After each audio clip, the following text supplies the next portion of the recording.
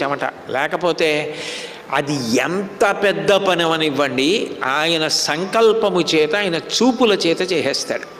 భగవత్ తత్వం అంతా కూడా ఈక్షణ శక్తి చేత ప్రతిపాదింపబడుతుంది. భగవంతుని శక్తి భగవంతుని చూపే.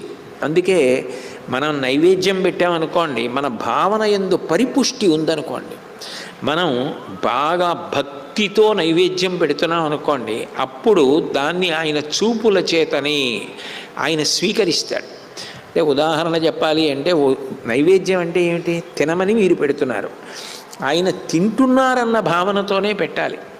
అందుకని మీరు గబగబా తినకండి. మీరు గబగబా తింటే మీకు విక్కిళ్ళు వస్తాయి.